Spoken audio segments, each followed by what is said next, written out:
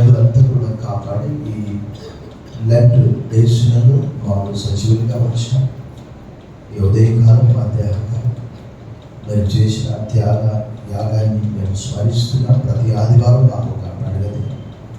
ప్రపంచంలో ఏదైనా ఒక గొప్ప బహుమానం ఉన్నదంటే మా పాపములను పడమటికి దొరుకు ఎంత దూరమో అంత దూరపరిచి సముద్రపు అగాధంలో పడవేసి మమ్మల్ని క్షమించి కుమారులుగా కుమార్తెలుగా చేర్చుకున్నందుకు వదనములు చెల్లిస్తూ ఈ స్తుతి ఆరాధన మా రక్షకుడు మా విమోచకుడు క్రీస్తు నామంలో నీకు సమర్పిస్తున్నా మా ప్రియ పరుడు తండ్రి.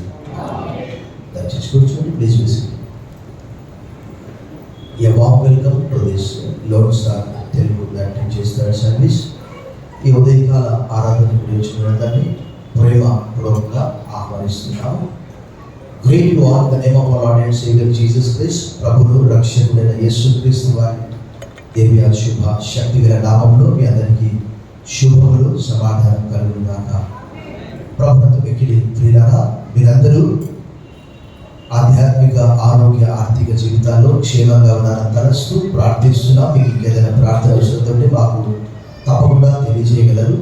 మా అనుదిన కుటుంబ వ్యక్తిగత సంఘ ఆదివార ప్రార్థనలో తప్పకుండా ప్రార్థిస్తాం. The scripture was read for us. The gospel according to Saint Matthew chapter 16 verses 24 to 28. మత్తయి సువార్త 16వ అధ్యాయం 24 నుంచి 2 వచనాల వరకు మనం చదువుకున్నాము. నేను ఒక మిషనరీ స్టోరీస్తో నేను ఈ యొక్క ప్రసంగాన్ని ప్రారంభిస్తాను. ఎంతమంది అదోనిరామ్ జడ్సన్ అనే మిషనరీ గురించి విన్నారు? 1 2 కొద్దిమంది మాత్రమే, 3 4 5. బట్ యేసు వారు ఇక్కడ మత్తయి సువార్త మనం చాలా జాగ్రత్తగా చదవాలి. ముఖ్యంగా ఈ 16వ అధ్యాయం చదివినప్పుడు మన చేతిలో దేవుడు అద్భుతమైనటువంటి బైబిల్ గ్రంథాన్ని ఉంచాడు. ఆ బైబిల్ గ్రంథము పరలోకపు తాళపు చెవి అని కూడా యేసు వారు అక్కడ చెప్పాడు. సో పరలోకానికి వెళ్ళాలంటే తాళ చెవి మన చేతిలోనే పెట్టాడు. సో ఒకసారి దేవుడు 2 మాసాలు మనందరినీ కూడా కాపాడి 3వ మాసంలో సజీవులుగా ఉంచినందుకు దగ్గరగా చప్పట్లు కొట్టి ప్రభువును మహిమపరచాలి.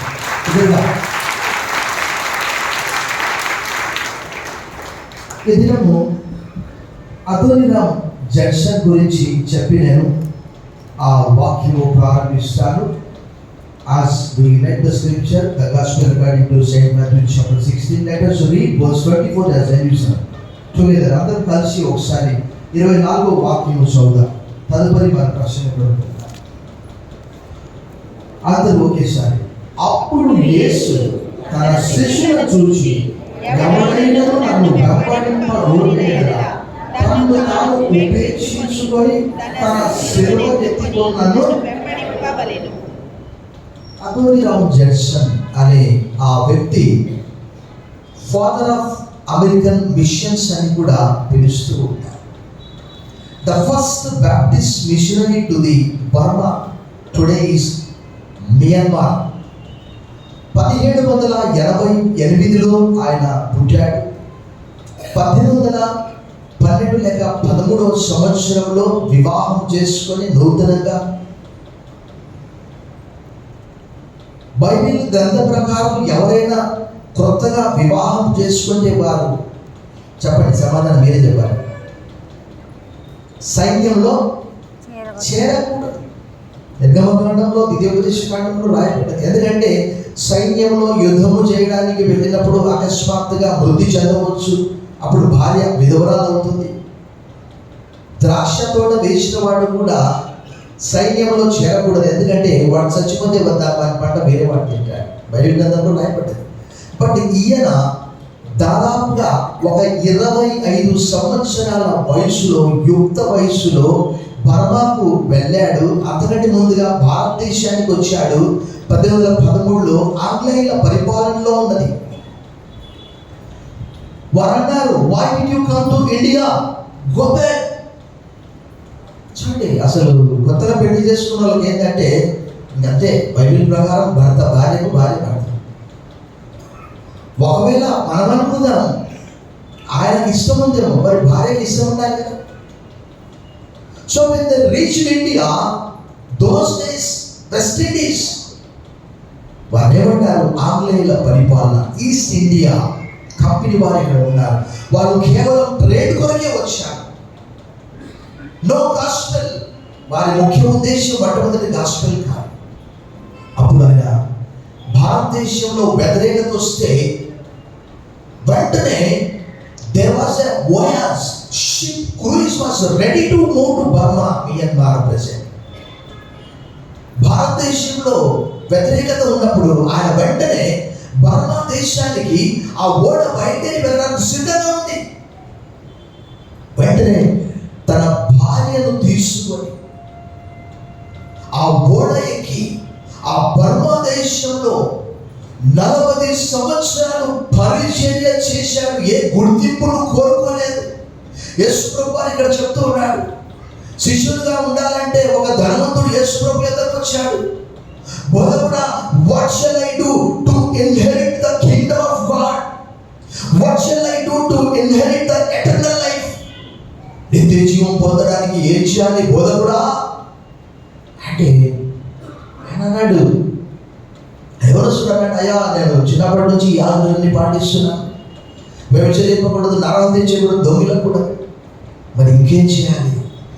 నీకు ఒకటి తక్కువగా ఉండాలి. అక్కడ రాయబడ్డది 3 సువార్తల్లో ఉంది, యోహానులో లేదు.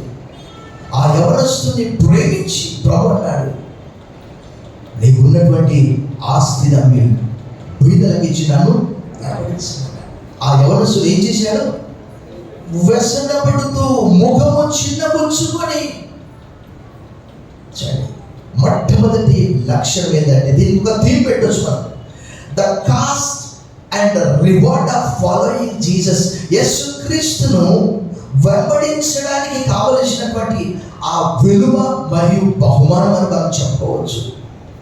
ఆ అదోనీరామ్ జడ్సన్ 40 సంవత్సరాలు బర్మా దేశంలో పరిచర్య చేశాడు. బర్మా భాషలోకి బైబిల్ తర్జుమా చేశాడు. పిల్లలు చనిపోయారు, చెరసాలలో బంధించబడ్డాడు.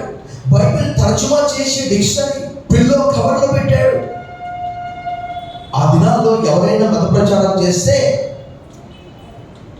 వింటే ఆశ్చర్యపోతారు. శుద్ధ తీసుకొని తల పగలగొట్టేవారట. చెప్పండి మీరు ఎప్పుడైనా సమయం ఉన్నప్పుడు.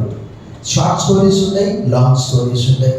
నిజమే, శిష్యత్వం యొక్క విలువ అలాంటిది. భక్తులు అలా వస్తారు, దేవుడా నాయనా నీకు స్తోత్రం నాయనా అని మొక్కుకొని వెళ్ళిపోతారు. కానీ శిష్యుడు అలా కాదు. ప్రభు అన్నాడు అక్కడ చాలా జాగ్రత్తగా మనం చూస్తే, ఆ మిషనరీ ఏ గుర్తింపు లేకుండా 40 సంవత్సరాలు పరిచర్య చేసి మరలా అమెరికా వెళ్ళే సమయంలో చనిపోయాడు. కనీసం సమాధి కూడా లేదు. అందుకే ఆయన ఏమన్నారంటే, ఆ పేరు మనకు కొంచెం విచిత్రంగా ఉంటుంది. నేను కూడా అలాగే అనుకున్నాను. కొంతమంది అన్నారు, ఏంటి సార్ అమెరికా అంటున్నారు, అదోనీరామ్ జడ్సన్. అదోనియా అనే బైబిల్ పేర్లని, జడ్సన్ అనే పేరు ఉండవచ్చు. బట్ రామ్ ఏంటి? ఆదికాండం 10లో రాయమా అనే పేరు ఉన్నది. దాన్నే రామ అని కూడా మనం పిలుస్తుంటాం. అయితే ప్రభు అన్నాడు, శిష్యుల వైపు చూసి, అంతకంటే ముందు ఆ పై భాగంలో నన్ను ఏమనుకుంటున్నారయ్యా అంటే, కొంతమంది అంట యేసు ప్రభుని ఏమనుకుంటున్నారట, ఇర్మియా అనుకుంటున్నారట. కొంతమంది ఏమనుకుంటున్నారట, ఏలియా అనుకుంటున్నారట. కొంతమంది అనుకుంటున్నారట, బాప్తిజం ఇచ్చి యోహాను అనుకుంటున్నారట. మరి మీరేమనుకుంటున్నారు అంటే, మొట్టమొదటిగా అన్నిటికీ రెస్పాండ్ అయ్యేవారు ఎవరు? You are the son of living God. బిగ్గరగా చెప్పండి, కొట్టి ప్రభువును మహిమపరచండి. 16వ ఆర్డర్, నీవు సజీవుడవు, దేవుని కుమారుడవు. ప్రభు అన్నాడు 17వ వచనంలో, Peter, blood and flesh did not reveal you, but the heavenly Father has revealed you. రక్తమాంసములు నీకు బయలుపరచలేదు, కానీ పరలోకమందున నా తండ్రి బయలుపరిచాడు. ఆయన మరణ పునరుద్ధానాల గురించి చెప్తే పాపం వారికి ఏమీ అర్థం కాలే. ఈ రోజు కూడా చాలా మందికి క్రైస్తవులు పునరుద్ధానం అంటే చాలా మందికి తెలియదు. పాపం ఏంటంటే లేఖనాల పట్ల అవగాహన లేకపోవడం. ప్రభు అంటున్నాడు, ఎవడైనను నన్ను వెంబడింపకోని ఎడల, if anybody decides to follow me, నా వెంబడి రావాలనుకుంటే మొట్టమొదటి లక్షణం ఏంటంటే టు డినై, సెల్ఫ్ డినైల్. అంటే మనల్ని మనము ద్వేషించుకోవాలా, మనల్ని మనం దూషించుకోవాలా, మన వ్యక్తిత్వాన్ని దూషించుకోవాలా, మనల్ని మనం శపించుకోవాలా. డజంట్ మీన్ దట్, అలా అని కాదు. అనగా పాపానికి నో అని చెబుతూ దేవుని చిత్తానికి ఎస్ అని చెప్పడం. చూడండి, ఆ అదోనిరామ్ జడ్సన్ 1788లో పుట్టి 1813లో భార్యతో కూడా కలిసి మియన్మార్కు వెళ్ళాడు. 1850లో చనిపోయాడు. అనగా ఆయన బ్రతికిన దినాలు 62 సంవత్సరాలు మాత్రమే. భయంకరమైనటువంటి శ్రమను అనుభవించాడు. కానీ ఆయన చెప్పినటువంటి మాట ఒకే ఒకటి, బర్మా దేశమంతా సువార్త ప్రకటించేంత వరకు బర్మా దేశాన్ని విడిచిపెట్టి వెళ్ళేది లేదు అన్నాడు. బిగ్గరగా చెప్పడం బట్టి ప్రభువు భయపరచండి. బిగ్గరగా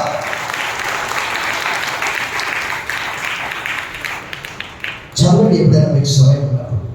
ఆయన స్లోగన్ ప్రభుత్వంతో మీకు ప్రియులారా అంటే అలా చెప్పి అందరికీ అలా కాదు, వారి యొక్క పిలుపును బట్టి. నా గురించి కూడా నేను ఒక చిన్న సాక్ష్యం చెప్తాను క్లుప్తంగా. 98వ సంవత్సరంలో రక్షించబడ్డాను. 99 జూలై 5కు ప్రభు ఒక మాట చెప్తున్నాడు. ఏంటి అంటే, this is not the place that where you have to live. నీవు ఉండవలసిన స్థలం ఇక్కడ కాదంటున్నాడు. చౌదరు ప్రభు, నేను ఎక్కడికి వెళ్ళాలి, నాకు ఎవరు తెలియదు, పరిచయం లేదు. ప్రభు అన్నాడు, I will take you to the place where you can be thoroughly, rigorously, you can learn the word of God. దైవ వాక్యము చాలా లోతుగా నేర్చుకునే ప్రదేశానికి నేను తీసుకొని వెళ్తానన్నాడు. ఆ దినంలో చూడండి, ఇక్కడ రాయబడింది, నా భార్య she was conceived, తను గర్భవతిగా ఉన్నది. and she was asking, oh my dear husband, where are you going? ఓ నా ప్రియమైన భర్త, నన్ను విడిచి ఎక్కడికి వెళ్తున్నావు? నేను అన్నాను, I love Jesus, I want Jesus. నేను కూడా ప్రభువును వెంబడించినప్పుడు నా వయసు కూడా 23 సంవత్సరాలు. బిగ్గరగా చెప్పడం బట్టి ప్రభువును భయపరచు. అందుకే జ్ఞాపకం వచ్చింది నాకు. ప్రభు అన్నాడు, షేర్ యువర్ టెస్టిమనీ అన్నాడు. యవనస్తుని లోకం ఎంతో ఉంది, బట్ ప్రభు అన్నాడు, నువ్వు నన్ను వెంబడించాను.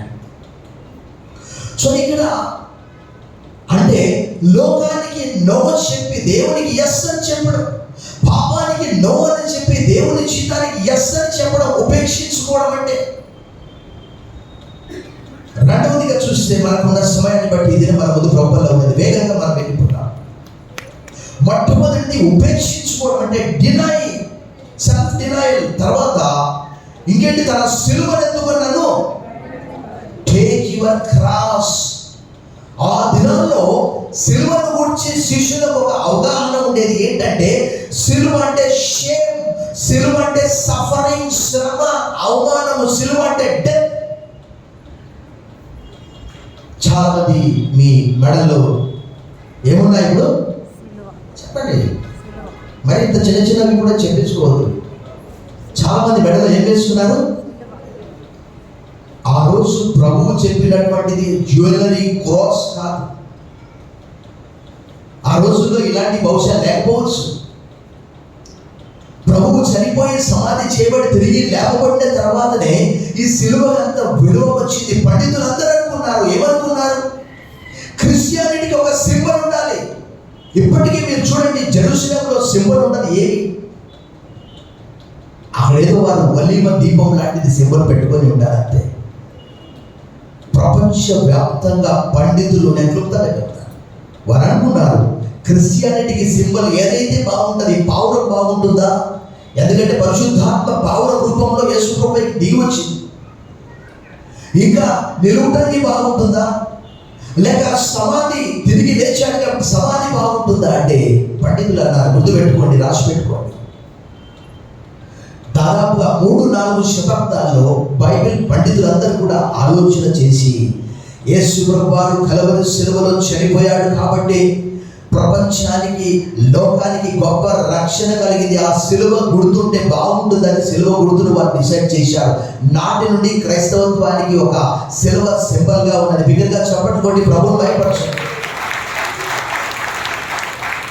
ఇక్కడ సిలువ నీ కుటుంబ సమస్య కావచ్చు, ఇక్కడ సిలువ నీకు అవమానం కావచ్చు. ప్రభు అన్నాడు మత్తయి సువార్త 5:10లో, మత్తయి సువార్త 10లో, మత్తయి సువార్త 24లో, లూకా సువార్త 6లో, నా నిమిత్తం జనులు మిమ్మల్ని నిందించి హింసించి మీ మీద అబద్ధముగా చెడ్డ మాటలు పలుకున్నప్పుడు మీరు ధన్యులు, సంతోషించండి, ఆనందించండి, పరలోకమందు మీ ఫలము. ఈ అదోనిరాము జడ్సన్ని ఎవరు మెచ్చుకోలే, అప్రిషియేట్ చేయలే, గుర్తించలేదు. ఓ బ్రెండన్ బ్రెమో Judson, you did a wonderful job. సిలువ అంటే ఒక్క మాట అంటే ఎవరినైనా ఆ రోజు రాత్రంతా నిద్రపో, ఓ నన్ను ఫలానైనా ఇలా అన్నాడు, ఆ మరుసటి వారం ఒకవేళ చర్చకు వచ్చినా ఆ వ్యక్తితో మాట్లాడకపోవడం, గాయపరిచిన వారిని దూరం చేసుకోవడం. పౌలుకు ఎన్ని శ్రమలండి, పౌలు ఎంతమంది హాని చేశారు, కపట సహోదరుల వల్లైనా ప్రైజ్లాడ్ అంటారు, గోతులు తీసేది తీసుకురాంటారు. బైబిల్లో రాయబడ్డది ఏంటి? కీడు తలచినటువంటి వారిని ఎత్తిమీకే మరలా కీడు వస్తుంది. దుష్టుడు గుంత తవ్వి వెడల్పు చేసి ఉన్నాడు, తాను తవ్విన గుంతలో. Do not be deceived. Whatever you sow, you will reap the same. మోసపోకుడి దేవుడు వెక్కిరింపబడు, మనుషుడు ఏది విత్తును అదే పంట. నేను క్షమిస్తే క్షమించబడతారు. సో ఈ సిలువని ఆర్థిక సమస్య కావచ్చు, ఈ సిలువని అనారోగ్య సమస్య కావచ్చు, ఈ సిలువ నీకు అవమానం కావచ్చు ప్రభు కొరకు. బట్ వాటన్నిటినీ కూడా మనందరికీ తెలుసు, తరచుగానే వాడుతూ ఉంటాను. హెబ్రీ పత్రిక 12వ అధ్యాయంలో ప్రభు అన్నాడు, ఆయన తన ఎదుట ఉంచబడిన ఆనందం కొరకై అవమానము నిర్లక్ష్య పెట్టి సిలువను సహించి ఏం చేశాడు? దేవుని కుడిపార్శ్వమున ఆశీనుడైనాడు. No cross, no crown. తర్వాత మీకు చెప్తాను, అక్కడ వారందరూ కూడా వధించబడినటువంటి వారు మాత్రమే ఆ సింహాసనముల పైన కూర్చున్నారు. అయినప్పటికీ మీకు చూపిస్తాను ఒకసారి చూడండి. అక్కడ ప్రకటన గ్రంథంలోని ఒక మాట చూద్దాం. ప్రకటన గ్రంథంలోని ఆ మాట మనం చూద్దాం. ప్రకటన గ్రంథం 20వ అధ్యాయము, the book of Revelation chapter 20.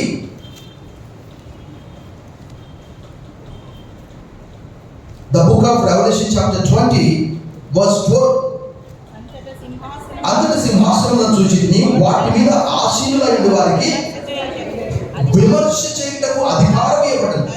మరియు క్రూర మృగములకైనను దాని ప్రతిమకైన నమస్కారం చేయక తమ నొసల యందు గాని చేతుల యందు గాని దాని ముద్ర వేయించుకునే వారు యేసు విషయమై తామిచ్చిన సాక్ష్యము నిమిత్తమును దేవుని వాక్యము నిమిత్తమును శిరఛేదనము చేయబడిన వారి ఆత్మలను,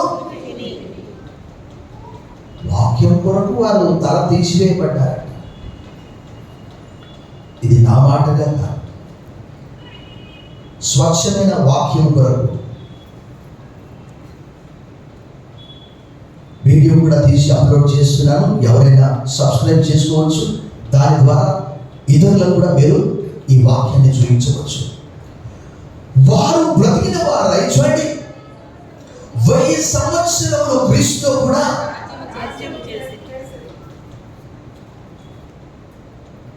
ఈ మధ్యాహ్న కాలం ఈ సిలువ భారంగా కురేనీయుడైన సీమోను బలవంతంగా మోపబడ్డది. మనం కూడా బలవంతంగా ప్రభా ఎందుకు ఈ క్రైస్తవ జీవితం అని అనుకుంటున్నావా? ఒక బోధకుడు అన్నాడు, చాలా సీనియర్ బోధకుడు, చాలా కాలం క్రితం తెలంగాణ. ఆయన అన్నాడు, పాపం ఎక్కువ చదువుకోలేదు కానీ వాక్యం బాగా చెప్పేవాడు. సిలువ నీకు భారమా బేరమా? బేరం అంటే ఏంటి? వ్యాపారం. సో ప్రభు అంటున్నాడు, ఉపేక్షించుకోవడము, సెలవునెత్తుకొని నన్ను వెంబడి. Personal cross. వేగంగా మనం వెళ్ళిపోదాం. 25వ వచనం, తన ప్రాణమును రక్షించుకున్నవాడు దాని నా నిమిత్తం తన ప్రాణమును పోగొట్టుకున్నవాడు దాని. మనం చాలా సమయాల్లో ఎస్కేప్ కావడానికి చూస్తూ ఉంటారు. బట్ ప్రభు అన్నాడు, ఏమన్నాడంటే, శరీరమును చంపే వారికి మీరు భయపడుతుంది. మత్తయి 10లో చెప్పాడు, శరీరమును ఆత్మను రెండింటికి నరకంలో పడేసి వారికి మీరు భయపడండి. నేను రక్షించబడ్డప్పుడు నన్ను గ్రామం పెద్దల యొద్దకు తీసుకుని వెళ్ళాను, నేను భయపడలేదు. ఒకే మాట చెప్పాను, ఐ వాంట్ జీసస్, నాకు యేసు ప్రభు కావాలి. వారు అంటున్నారు తెలుసా, ఇందాక మనం అన్నాం కదా, సిలువ భారమా బేరమా? ఆయన అన్నాడు, ఎంత ఇస్తాడని అడుగుతున్నాడు ఆయన. అంటే ఆయన అర్థం ఏంటంటే, యేసు ప్రభు నమ్మితే నీకు ఎంత డబ్బు ఇస్తున్నారని. అది ఒక వ్యాపారం అన్నమాట, బేరం. సో ఇక్కడ ప్రభు అన్నాడు, ఒకవేళ నీ ప్రాణం నీవు కాపాడుకోవాలని చూస్తే ఈ లోకంలో అని అంటున్నాడు, తన ప్రాణమును రక్షించుకున్న వాడు దాన్ని, నా నిమిత్తము తన ప్రాణము పోగొట్టుకున్న వాడు దాన్ని రక్షించుకోండి. 26వ వచనం, ఒక మనుష్యుడు లోకమంతయు సంపాదించుకొని తన ప్రాణమును పోగొట్టుకుంటే అతనికి ఏమి? ఒక మనుష్యుడు తన ప్రాణమును ప్రతిగా we may obtain, we may gain, we may possess money, gold, reputation.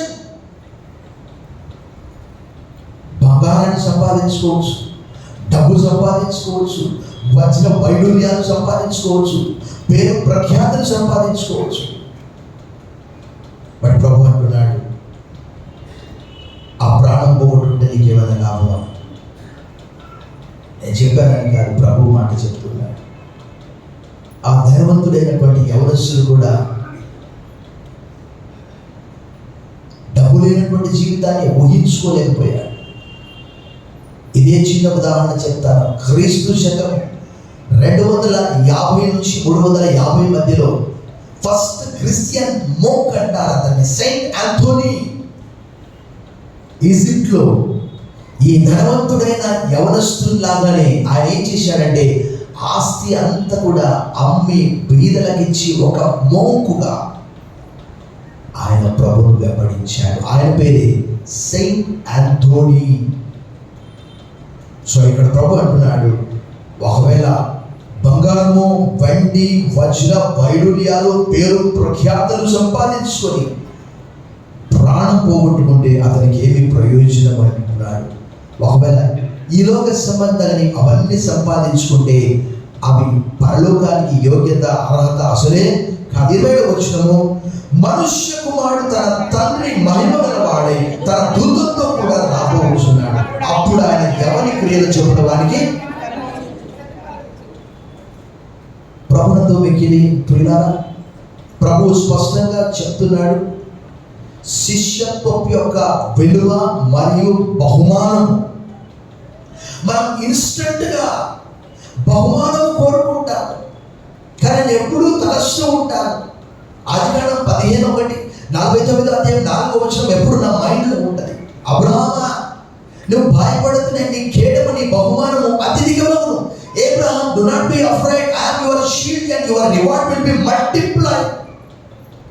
యెషయా 49 ఆయనను వ్యర్థముగా నేను ప్రయాసపడితిని, నా బలమంతా వృధాగా వ్యయపరిచి ఉన్నాను అనుకుంటుని, ఆయనను నా బహుమానము నా దేవుని యొద్దనే ఉన్నది. భక్తుడు పౌలు కూడా కొరింథీయులకు రాసిన 1వ పత్రిక 9వ అధ్యాయం చివరి వచనంలో, తిమోతికి రాసిన 2వ పత్రిక 4వ అధ్యాయంలో అదే మాట అంటాడు. నేను మంచి పోరాటం పోరాడితే నా కొరకు, నీతి కిరీటం ఉంచబడిన నా కొరకు మాత్రమే కాదు, నా వల్ల ఎంతమంది ప్రయాసపడతారు వారందరి కొరకు కూడా ప్రభు బహుమానాలు స్థానాన్ని సిద్ధపరుస్తున్నాడు అంటాడు. ఇక్కడ ప్రభు అదే అంటున్నాడు, ఆయన మహిమతో కూడా వచ్చినప్పుడు వారి వారి క్రియలు చొప్పున వారికి. ఇప్పటికీ మా అమ్మ ఫోన్ చేస్తే ఆమెకు నాకు మధ్యలో ఒకే ఒక సమస్య, ఏంటంటే ఆస్తి సమస్య. ఇప్పటికీ ఎంతగా ద్వేషిస్తుందంటే, అంత పోగొట్టుకొని బికారి అయిపోయావు, పిల్లల భవిష్యత్తు ఏంటి అని కానీ ఎంతో చింత చేస్తున్నారు. కానీ మేము ఎప్పుడు కూడా అలాంటివి ఆలోచన చేయలేదు. ప్రభు అంటున్నాడు చూడండి 28వ వచనం, ఇక్కడ నిలిచి ఉన్న వారిలో కొందరు మనుష్య కుమారుడు తన రాజ్యంలో వచ్చుట చూచు వరకు మరణం రుచుడని నిశ్చయంగా మీతో. ఈ శ్రమల దినముల్లో శ్రమ అంటే ఎవరికి ఇష్టం ఉండదు, సెలవు అంటే ఎవరికి ఇష్టం ఉండదు. ఎందుకంటే వారికి కావాల్సిందల్లా ఏంటి? కంఫర్ట్స్, సౌఖ్యము. I was in the village for 4 years. ఆ వాటర్ తాగినందుకే కిడ్నీలో స్టోన్స్ ఫామ్ అయ్యాయి. ఫిల్టర్ వాటర్ లేదు. ఆల్మోస్ట్ 19 years 20 years క్రితం 2002 నుంచి 2006 వరకు రోడ్డు వసతి సరిగా లేదు, టాయిలెట్స్ లేవు. అక్కడికి వెళ్ళాలంటే ఆల్మోస్ట్ నీ ఒక సైకిల్ మీద వెళ్ళలేవు, నడిచి కూడా వెళ్ళలేవు. ఎందుకంటే రాగడి పొలం అది. ఒకవేళ మోటార్ సైకిల్ వెళ్ళిందంటే ఆ మోటార్ సైకిల్ ముందు టైరు మొత్తం ఆ బురదలో తిరిగి ఆ మడ్గాడుకు ఆ టైర్కు మధ్యలో స్టిక్ అయిపోతుంది. ఒక్క ఇంచు కూడా ముందుకు జరగదు. ఒక గొప్ప బోధకుడు వచ్చాడు. ఆయన ఇప్పుడు ఇండోర్లో గొప్ప పరిచయం చేస్తున్నాడు, రెవరెండ్ ఆర్ జాన్సన్ గారు. ఆయన అన్నాడు, ఎందుకయ్యా ఇంత కష్టం నీకు, సిటీలో చర్చి ఖాళీ ఉంది, వెళ్ళండి అన్నాడు. చెప్పాను, I want to work in this place. నేను ఇక్కడ ఉండాలని ప్రభువు చెప్పాడు, ఇక్కడే ఉండాలని చెప్పాను. ప్రభునందు వ్యక్తిని ప్రియులారా, ప్రభువు చెప్పినటువంటి ఈ మాటలను మొట్టమొదటిగా ఉపేక్షించుకోవడం, సెలవులు ఎత్తుకోవడం, తర్వాత పారాడాక్స్ అంటే we have to decide. Money కావాలా, గోల్డ్ కావాలా, పేరు ప్రఖ్యాతులు కావాలా, ప్రాణం కావాలా, పరలోకం కావాలా? తల ఉంచండి, ప్రార్థన చేశాం. సర్వశక్తి గల దేవా, ఈ మంచి దినంలో మమ్మల్ని ప్రవేశపెట్టారు. ఈ మొట్టమొదటి ఆదివారం దినంలో మమ్మల్ని సజీవులుగా ఉంచారు. ప్రభా, నీకు వందనాలు చెల్లిస్తున్నాం. ఈ సిలువ శ్రమల దినాల్లో ప్రత్యేకంగా సిలువను తలస్తూ తలపోస్తూ సెలవు వైపు చూస్తూ ఈ లోకంలో ఇహలోక ఆశలను, వ్యర్థమైనటువంటి ఆలోచనలు విసర్జించి నేను వెంబడించే భాగ్యం కలిగించి యేసు నామములో ప్రార్థిస్తున్నాం తండ్రి. సమయంలో మనం